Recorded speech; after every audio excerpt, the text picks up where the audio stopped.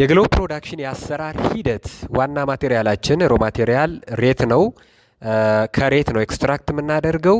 በመጀመሪያ እናጥበዋለን። አፈርና ሌሎች አላስፈላጊ ቆሻሻዎች ስለሚኖሩት በደንብ ይታጠባል። ከዛ ሬቱ ቆዳው ይገፈፍና ጄል ፓርቱ ኤክስትራክት ይደረጋል።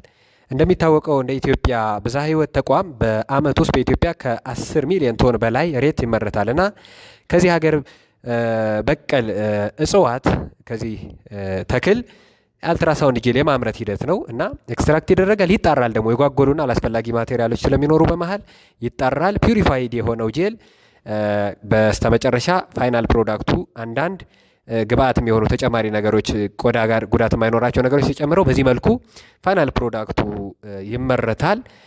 ከዛ ዲሞንስትሬሽን አድርገናል።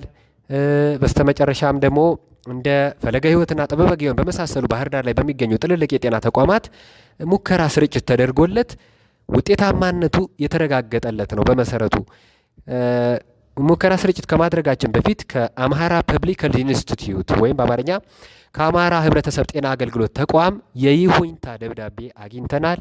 ከባህር ዳር ዩኒቨርሲቲ ከኢትዮጵያ አእምሮአዊ ንብረት ቁጥጥር ባለስልጣንም ፈቃድና ሌሎች የይሁንታ ሰነዶችን አግኝተን ነው ወደ ምርመራና ወደ ሙከራ ይሄድ ነው። ሙከራው በተሰካ ሁኔታ እዚህ ጋር እንደምናየው ተደርጎለት የዘርፉ ባለሙያዎች ወይም ራዲዮሎጂስት የምንላቸው ሰዎች ሀሳቦቻቸውን ሰጥተው አጋርተውናል።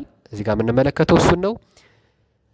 ትልልቅ ባለሙያዎች ሀሳቦቻቸውን አጋርተውናል። ከዛ ሰርቲፊኬሽኖች አሉት፣ ፈቃዶች፣ የይሁንታ ደብዳቤዎች ማለት ነው። ቅድም ከጠቀስናቸው አካላት እና ትልልቅ የዘርፉ ተቋማት ማለት ነው። ከዛ ኤግዚቢሽኖች ላይ ተሳትፈናል። ምርቶቻችንን ማሳውቀናል ለተለያዩ የዩኒቨርሲቲውም ሆነ ሌሎች የውጭ ተቋማት እዚህ ጋር እንደምታዩት ማለት ነው። እናመሰግናለን።